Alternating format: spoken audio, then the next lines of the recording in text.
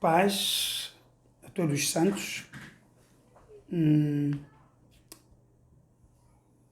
De onde pode me escutar, então, o nosso programa hoje é a continuidade do nosso estudo na carta de Paulo aos Efésios. Nós vimos na sessão anterior, os judeus, o tema foi os gentios e os judeus são unidos pela cruz de Cristo. Hoje estamos no capítulo 3, a vocação dos gentios. Vamos tratar a vocação dos gentios e o apostolado de Paulo. Esta seção começa do versículo 1 até 13. Vamos ler com muita calma e eu queria que anotasse também. É bom ter algo para anotar. Porque de ler sequência aqui. Por esta causa, diz o versículo 1, por esta causa eu, Paulo, sou o prisioneiro de Cristo Jesus, por amor de vós, gentios. Este é o versículo 1. O versículo 2 diz: se é que tendes ouvido a respeito da dispensação da graça de Deus a mim confiada para vós outros. 3. Pois, segundo uma revelação, sublinha a palavra revelação, me foi dado conhecer o mistério, conforme escrevi há pouco, resumidamente. 4. Pelo que, quando ledes, podeis compreender o meu discernimento do mistério de Cristo. 5. O qual em outra geração não foi dado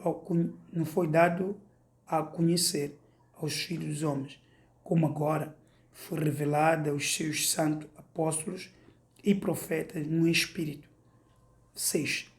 A saber, que os gentios são co-herdeiros, sublinha essa parte, membros do mesmo corpo e comparticipantes da promessa em Cristo Jesus por meio do Evangelho.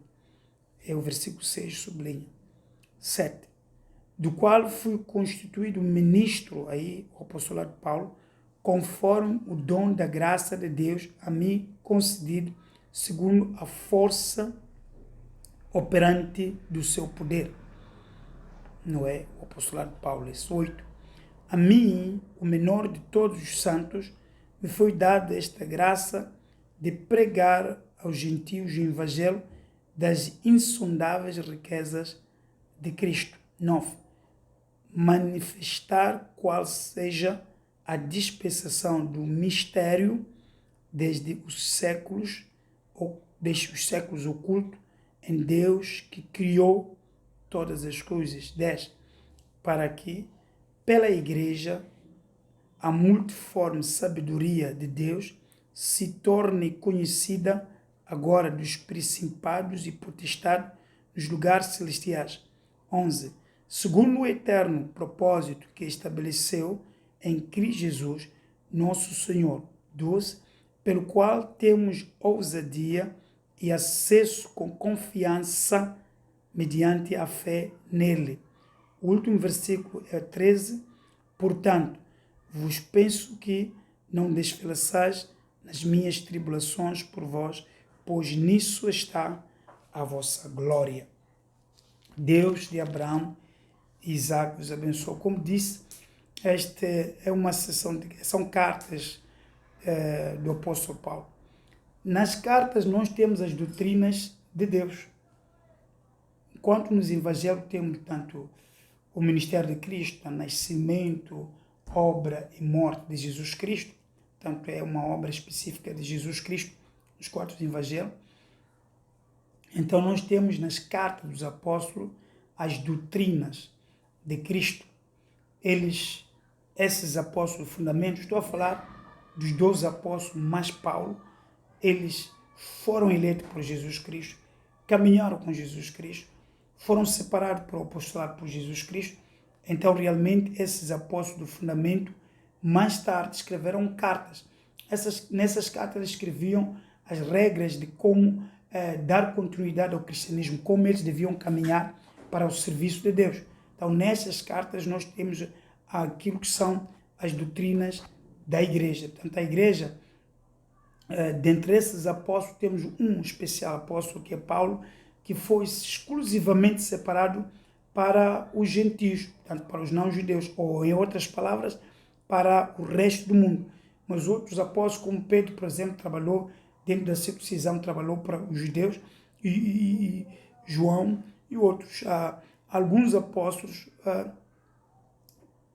trabalharam também, falaram algumas mensagens para o resto do mundo, mas é que exclusivamente Paulo foi separado para o ministério dos gentios.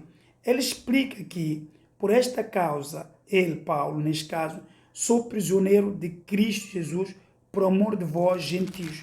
É como se estivesse a explicar que o ministério dele está dedicado a nós, os gentios. Então, é prisioneiro. Ela mostra aqui a forma como Deus separa as pessoas para o serviço, que é uma forma, às vezes, um pouco coerciva. É algo amoroso, mas é um pouco coercivo. Então, diz aqui Paulo que ele é prisioneiro. Ele é por amor de nós, os gentios, é prisioneiro por amor do mundo inteiro, dos não-judeus. Paulo aceitou este desafio de ser apóstolo dos gentios. Número 2, sei que tendes ouvido a respeito da dispensação da graça de Deus a mim confiada para vós outros. Portanto, sabemos que houve anteriormente a dispensação da lei, agora estamos na dispensação da graça. Então aqui ele fala da dispensação da graça de Deus, confiado a ele, Paulo. Mas digo aqui exclusivamente para o mundo gentil, aqueles que não são judeus pela nascença. O 3 diz, pois segundo uma revelação, me foi dado conhecer o mistério e conforme escrevi há pouco, resumidamente, portanto, há pouco, referindo os capítulos anteriores lá. Então, Paulo está aqui a deixar claro que foi segundo a revelação. Se voltarmos para o livro de Atos, lemos o Atos 9, vimos mesmo como é que foi isso. Mas se nós lemos as cartas de Gálatas, capítulo 1, capítulo 2, e depois vemos também o livro de Atos, os capítulos 22, capítulo 26, quando ele dá o mesmo testemunho, nós vimos que é para a revelação que Paulo foi separado para conhecer esse mistério, conforme ele já havia nos escrito há pouco atrás. Então, Paulo aqui deixa claro a possibilidade de ter recebido esse ministério através da revelação. Ninguém recebe o ministério através quer dizer, o ministério da verdade tem que conter a revelação verdadeira de Deus. Não podemos receber o ministério através, talvez, dos homens. Ele não recebeu através dos homens, mas através da revelação de Deus. Número 4 diz, pelo que, quando ledes, podeis compreender o meu discernimento no do ministério de Cristo. Quando você lê as cartas de Paulo, quando lê aquilo que ele escreveu, consegue entender o discernimento que ele tem, do mistério de Cristo. Ou melhor, o entendimento tão claro, a exposição de Paulo deixa todo homem que lê compreender realmente quão conectado esteve Paulo com Cristo. O número 5 diz, o qual em outra geração não foi dado a conhecer aos filhos dos homens, como agora foi revelado aos seus santos apóstolos e profetas no Espírito. Primeiramente, Paulo diz, olha, esta mensagem para os gentios, antes era o mistério. Agora, nunca foi tão revelado, tão claro do que agora. Tanto aos filhos dos homens agora primeiramente foi revelado aos santos apóstolos. Então, Paulo é um desses apóstolos. Paulo é um desses santos apóstolos. Aqui eu sempre, quando falo de apóstolo, gosto de deixar claro, temos apóstolos no nosso tempo, mas os apóstolos deste tempo é a continuidade do ministério apostólico daqueles. aqueles são chamados apóstolos do fundamento, aqueles que receberam o apostolado diretamente de Cristo, na verdade. Tirando aqui o caso de Paulo, que foi através da revelação, é Cristo, mas através de uma revelação. Aqueles outros 12 foi mesmo diretamente uma eleição. Acho que quando leres os livros dos evangelhos, encontra ali a eleição dos 12. Foi Cristo indicado. Havia esta necessidade de ser indicado primeiramente por Cristo. Então, os apóstolos deste tempo, e a maior parte desses apóstolos também indicados por Cristo foram mártires todos. E os apóstolos deste tempo dão a continuidade da missão apostólica. Eu quero ser claro aqui, há muita confusão. Os apóstolos agora podem ter passado dificuldade, tamanha dificuldade, não é? Há apóstolos que fazem trabalhos em localidades totalmente complexas, difícil de acesso, difícil de poder viver lá, mas fazem um trabalho lá. São apóstolos também, mas esses apóstolos são apóstolos de continuidade. Nós temos de deixar bem claro isso. Apóstolos de continuidade, eles estão fundamentados no fundamento dos apóstolos. Eu quero dizer que os apóstolos de fundamento, eles carregam, eles têm esta base apostólica. Eles têm esta base apostólica conferidos por próprio Jesus Cristo. Agora, os apóstolos de continuidade, elas são firmes quando estiver alicerçado dentro desse fundamento de Cristo.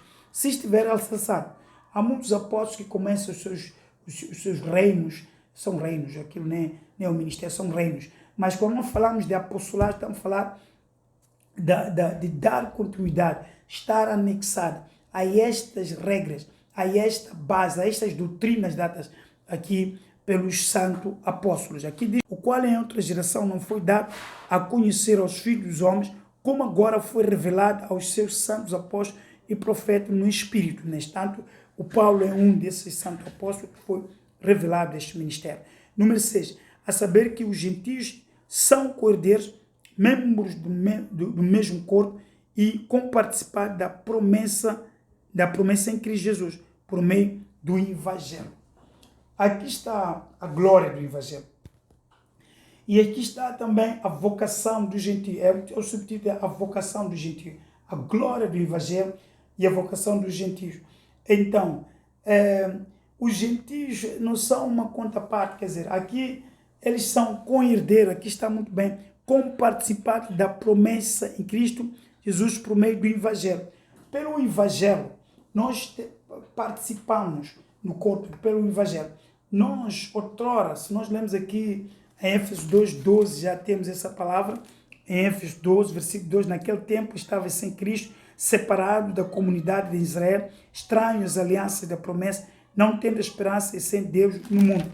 Então, estávamos, volto à palavra alienado, separados das promessas de Deus, dada a Israel, distante de tudo que é deidade. Então, estávamos separados. Aqui a Bíblia diz que, mas agora em Cristo Jesus, nós fomos unidos e somos agora co-herdeiros, membro do mesmo corpo e comparticipante das promessas em Cristo. Tenho falado muito, principalmente aos africanos em particular, mas também a todas as pessoas do mundo isso acontece. Nós temos os nossos ídolos que nós adoramos e consideramos como deuses, isso aí consideramos como Deus, mas na verdade não há um Deus verdadeiro fora de Deus de Israel. Então, quando nós aceitamos Cristo através do ministério de Paulo, Paulo recebeu este ministério gentio através do ministério de Paulo. Paulo aqui nos dá uma garantia, versículo 6 é muito forte, isso, número 6, a saber que a saber que os gentios são co-herdeiros, membros do mesmo corpo. Quer dizer, tanto os judeus como os gentios formam um corpo novo, membro do mesmo corpo. Membro, somos a mesma, somos membros do mesmo corpo de Cristo. Então nós deixamos os nossos deuses e unimos ao verdadeiro Deus. É o verdadeiro Deus para o mundo inteiro, este Deus de Abraão, Isaac e Jacó, este Deus Jesus Cristo é o verdadeiro Deus. Então passamos a ser co-herdeiros, membros do mesmo corpo e comparticipantes das promessas em Jesus Cristo. O gentio, o africano, não precisa ter o seu Deus particular. O africano precisa aceitar o mesmo Deus da Bíblia. Esse Deus da Bíblia é o mesmo que tem que aceitar, confiar, orar, adorar a Ele, acreditar nele. Ele transforma a vida de qualquer pessoa. Então, o africano já não é o africano, ele é um gentio, já pode aceitar também ser membro do mesmo corpo. Não precisamos de exibir os nossos falsos deuses para chegarmos a Deus, já não precisamos desse caminho. O africano, eu costumo dizer que o africano salvo é semelhante ao europeu salvo, é semelhante ao americano salvo, é semelhante ao asiático salvo, é semelhante ao judeu salvo, porque a salvação agora nos dá este privilégio de sermos co-herdeiros e membros do mesmo corpo e co-participantes das promessas em Cristo Jesus. Nós temos benefícios da graça e esses benefícios da graça nos fazem bem, porque outrora não tínhamos Deus no mundo, estávamos separados da comunidade de Israel e não tínhamos Deus no mundo. Quer dizer, os deuses que nós usávamos, mesmo os próprios egípcios tiveram os seus deuses. Quando Israel chegou ali, Deus limpou aqueles deuses. Eram em número de 10. Limpou todos os deuses na cara de todos. Então, não tinham Deus no mundo, mas nós adorávamos aquilo que nós chamávamos de Deus. Então, quando vimos a Cristo, aceitamos Cristo, deitamos fora esse lixo todo e nos congregamos num mesmo corpo em Cristo Jesus. O 7 diz, do qual fui constituído ministro conforme o dom da graça de Deus, a mim concedido segundo a força operante do seu poder. Uma coisa muito forte. Paulo aqui está a reconhecer que foi constituído ministro conforme o dom de graça de Deus. Charisma, o dom concedido a ele, Paulo, segundo a força operante do seu poder. No outro lugar, ele fala para o seu filho Timóteo, Paulo, de que tenha cuidado de ti, do dom que está a ti, que foi comunicado através da profecia e imposição das mãos dos presbíteros. Então, realmente, reconhece Paulo aqui que esta coisa aconteceu conforme o dom da graça. Através desse dom da graça, Paulo tornou-se o apóstolo de Cristo. O apostolado não é uma posição, não é uma função, é uma vocação. Como costumo dizer, nem todos, até aqueles que nos nossos dias se designam apóstolos, são apóstolos. Porque um apóstolo tem que ter uma vocação apostólica. Essa vocação foi através da revelação. E é claro que tem que ser patente essa vocação, porque, na verdade, alguns apóstolos que nós vimos nos nossos dias primeiro são hereges, mentem em relação às escrituras, mentem em relação às doutrinas sagradas, mentem em relação às doutrinas cristãs. Totalmente temos dificuldade de considerar essas pessoas de apóstolos, ou se são falsos apóstolos. Realmente esta é a realidade que nós temos, se são falsos apóstolos. Número 8 diz, a mim, o menor de todos os santos, me foi dado esta graça de pregar aos gentios o evangelho das insondáveis riquezas de Cristo. Por que se chama menor, Paulo? Em muitas cartas dele chama, eu sou como abortivo, menor. É porque Paulo, como dizia, que os apóstolos de Cristo primeiro viram Cristo em vida, conviveram com Cristo em vida. Então, Paulo, por que diz menor? Paulo foi chamado, se notar muito bem, o Senhor Jesus já tinha ascendido ao céu quando chama Paulo. Então, realmente, Paulo reconhece esta hierarquia e é necessário esse respeito hierárquico. Respeita essa hierarquia. Eu sou menor. Na verdade, o Paulo não tem a idade de Pedro. Pedro viu Jesus. João viu Jesus. E outros, Tiago, viram Jesus. Mas o Paulo viu Jesus pela revelação. Ele não viu Jesus, não tocou Jesus, viu pela revelação. Então, é um menor. Ele considera isso, é o menor. Paulo não tinha nenhuma intenção de se vangloriar pelo seu apostolado e sempre falou humildemente, eu sou o menor. Apesar de ser um homem que escreveu quase a doutrina da igreja verdadeira, a maior parte das cartas ele que escreveu Paulo, mas ele se acha menor e é menor. É uma humildade necessária para o serviço de Deus e manifestar qual seja a dispensação do mistério os séculos ocultos em Deus que criou todas as coisas. esse mistério dos gentios já estava lá em Deus, mas era ocultado. Portanto, Deus só esperava revelar a pessoa certa para divulgar. Na verdade, há muitos mistérios de Deus que estão ocultos e que de tempo em tempo Deus elege algumas pessoas, revela essas pessoas e envia essas pessoas para explodir esses ministérios ao mundo inteiro. Para que, pela igreja, agora está a multiforme sabedoria de Deus, se torne conhecido agora dos principados e potestades nos lugares celestiais. Portanto, foi deixado para que este tempo da igreja fosse divulgado esses mistérios e fossem conhecidos. 11. Segundo o eterno propósito que estabeleceu em Cristo Jesus, nosso Senhor. 12. Pelo qual temos ousadia e acesso com confiança mediante a fé nele. 13. Portanto, vos peço que não desfaleçais as minhas tribulações por vós, pois nisto está a vossa glória. Paulo aqui não deixa de colocar o preço que pagou pelo ministério dos gentios. Então ele diz no versículo 13, porque vos peço que não desfaleçais. Então sofreu tanto, acho que quem lê o livro de Atos pode compreender este sofrimento de Paulo, as suas viagens, a primeira, a segunda, talvez e a terceira viagem missionária, pode-se compreender que Paulo sofreu muito nessas viagens, mas é isso que faz um verdadeiro ministério. Um verdadeiro ministério leva o ministro a pagar o preço desse ministério. Portanto, independente, quer dizer, dependendo da dimensão do ministério. Então, ele paga o preço mediante a dimensão do ministério.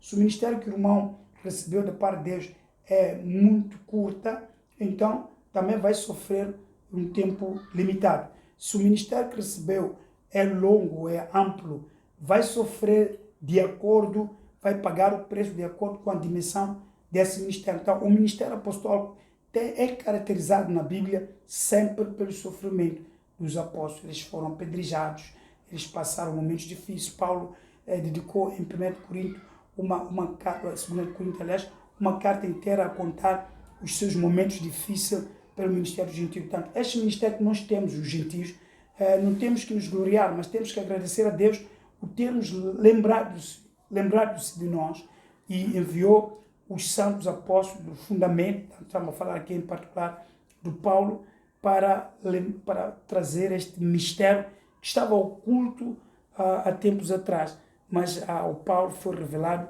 para nós, segundo a vontade específica de Deus. Então, quando um cristão gentil, que não é judeu, converte-se a Cristo, ou o judeu converte-se a Cristo, eles formam um corpo só, formam um corpo, tanto o judeu como o gentil. Em Cristo formamos um corpo. Temos que abandonar, principalmente os gentios, abandonar a nossa tradição, a religião tradicional, porque essa religião tradicional não foi revelada e inspirada por Deus. Agora, damos graças a Deus porque fomos contemplados. Esta é a mensagem que eu tenho para deixar claro a todo gentil do mundo. Fomos contemplados pela palavra de Deus, fomos contemplados nos mistérios ocultos de Deus como filhos de Deus, fomos contemplados. Então agora, pela graça, somos salvos, vem por meio da fé. Isso não é veio das obras para que ninguém se gloria.